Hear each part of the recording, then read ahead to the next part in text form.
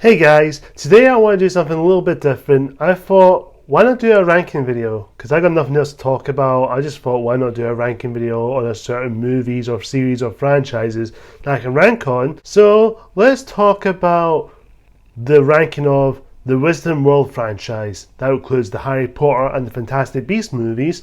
Since the Secrets of Dumbledore came out last month, I know it's a bit late in the ranking, but I just thought, why not do it here? Why not talk about it right now? Just talk about the franchise. Of course, just to remind you guys, this list is my opinion and my opinion only.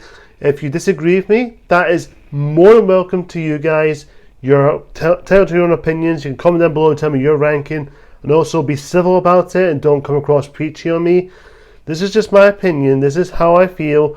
If you disagree, totally understand, but be respectful to it. And also, please keep it as an open mind. And of course, we'll go through from worst to best. So I'll just do like a voiceover. This is me just giving my own thoughts on the franchise. And also put my opinions on the movies. And also discuss about what I like, what I don't like. And I'll just get to it straight away. Enough said. Let's get into the ranking. Here is my ranking of best and the worst of the Wizarding World franchise.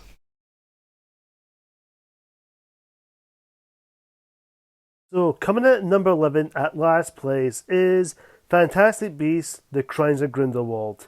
This is probably, if not, the worst one in the Wizarding World franchise. Now, I will say it does have its moments, the visuals, production design, the acting, all solid, but the film itself is messy, unconvoluted, and so bizarre. It relies on fan service, too many characters, too many plot lines. J.K. Rowling's screenplay is absolutely atrocious. And let me just say this now, this is probably the worst film I think I've seen in the franchise. And it just begins to show that David Yates' directing is barely sleeping or phoning it in. I do not care about this movie. Newt Scamander is barely underused. This film is a mess as a whole. At number 10, Fantastic Beasts, The Secrets of Dumbledore. I will say this now. Secrets of Dumbledore is somewhat of an improvement over Crimes of Grindelwald, but that's not saying much. This film is still a mess. It's convoluted. The characters are uninteresting. They're bland. Jude Law and Mads Mikkelsen and even Eddie Redmayne at a certain point, they're the only ones that are good. They're worthwhile watching. And it does have its moments with Dumbledore and Grindelwald, but I just did not care about this movie. At the end of the film, I didn't care about the characters. I didn't care about the story arcs they had. Some are rushed. Some are underused. Some are just afterthought. And to be fully honest, if this is the last film in the franchise, then I'm glad it's over and done with. Coming at number 9, Fantastic Beasts and Where to Find Them. This is the one that I think in the Fantastic Beasts series is good. I think this is the only tolerable. The story at least has a clear narrative. At least the characters has somewhat of an arc. Even though watching it now is not as good as I remembered, but I still consider it as the good one. It does have an interesting premise. I like Newt Commander, and I do like the Fantastic Beasts stuff. I thought that was really cool.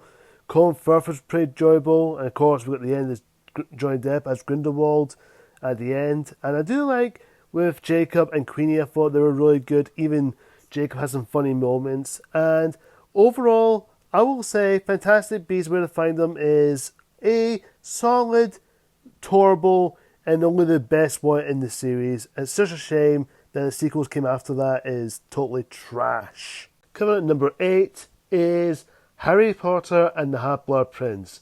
Even though some will say it's the weakest in the Harry Potter saga, which I do agree, but I will say this now in an honest opinion. When I watch Harry Potter Half-Blood Prince, at least it had something unlike the Fantastic Beasts does, which is something they lack on, is focus on the characters' development. At least in that movie alone, focus on the characters like Harry, working with Dumbledore, thinking about more about Voldemort's secrets, Ron and Hermione have a conflict, this going on. At least it has a clear narrative what this film tried to achieve. And that's what Fantastic Beasts should have been lacking on. Coming at number 7 is Harry Potter and the Philosopher's Stone. The movie that started all this franchise, and I remember seeing it in cinemas as a kid. I fell in love with it and I became a Harry Potter fan for life. I grew up watching this. Even though I have not read the books when this film came out, but watching it does make me appreciate this film a lot more. Despite some of the CGI looks noticeable even nowadays, but during that time, I just looked over it and just seeing how beautiful this film looked. This film is a childhood favourite. The acting is spot on. The child actors as well. This film is so nostalgic to me. Number 6 is Harry Potter and the Chamber of Secrets. The second film in the franchise, and it's directed by, again, once by Christopher Columbus. And this film is probably really good. This is a bit of improvement over the first film with more better effects. Some maybe noticeable, but it's still great overall. I like the acting overall. The story is more consistent. It doesn't set up anything. It just gets to the story. It gets to the point. And I really like this film. This film is such an improvement. It's just so beautiful to look at. The visuals, production design. This movie is probably a triumph for a while. Coming at number 5 is Harry Potter and the Deathly Hallows Part 1, the 7th and the second last film in this Harry Potter saga, directed by David Yates. This film is some of us setting up Part 2, the big finale, but this film does focus on the characters, dealing with conflicts, dealing with dark magic, but also dealing with finding their personal self and trying to survive from those Death Eaters, and of course trying to find these Horcruxes to stop Voldemort once and for all. This film, I will say, is really enjoyable and satisfying, the second last part of this series. Number 4 is Harry Potter and the Goblet of Fire. The fourth, and then probably the most darkest one in the franchise. This is where it starts getting more mature, and it has more darker adult themes in it, which I do really like. It has more danger, and it has more risk. And in this film, does deal with Harry and his character dealing with Voldemort returning. This film, I would say, this is the most mature one in the franchise. I really like this one. I think this is probably the fourth best in the franchise. I really like the danger of it, despite some of the pacing issues this film has, but I still think this film's still great and stands the time. The visual looks more better, production design, still great as always. And the acting, again, what can I say about the acting? The acting is really solid here. And I will say Goblet of Fire is really watchable. Number 3 is Harry Potter and the Order of the Phoenix. This is probably the most underrated, underappreciated. Many people say this is the weakest one in the franchise, but to be really honest, watching it again, I don't think it's the weakest. I think this is very overlooked. A lot of people didn't see it that much, but I think this film does focus on developing the characters. It does focus on Harry dealing with his Voldemort past, and of course the whole him trying to deal with his inner demons. And I do like the beginning of Dumbledore's army. This film is super underrated in my opinion. And at number 2 is Harry Potter and the Deathly Hallows Part 2, the 8th and the final in the Harry Potter franchise. This film, I would say, is probably the best ending to a franchise, and I wish this was the end rather than just doing the Fantastic Beasts films. But that being said, this film is mostly satisfying, and I personally, the more I watch this film, I think this is a great nostalgia for me, and perfect ending to wrap up the characters, the arcs, the story, and the fight between Harry and Voldemort is just pure this epic action scale. Of course, number 1, my favourite in the franchise is Harry Potter and the Prisoner of Azkaban. Probably the best watchable, mostly the best one in the franchise we can all agree on. This has a beautiful musical score. The action is really more deeply layered. The Dementors are really creepy but really creative. And the acting is solid and it's supposed to be about Harry's past.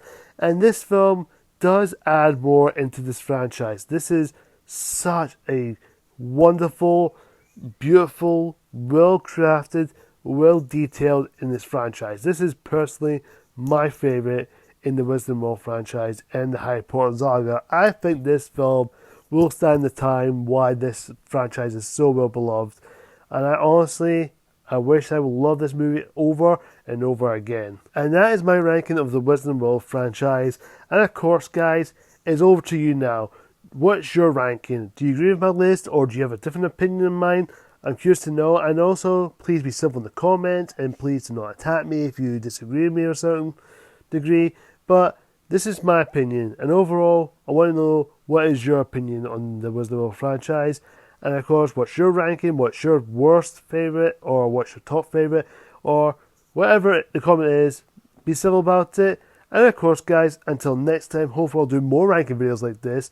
And of course, until next time, guys, like this video, subscribe to my channel, comment down below, and I'll probably see you guys in the next video. So long.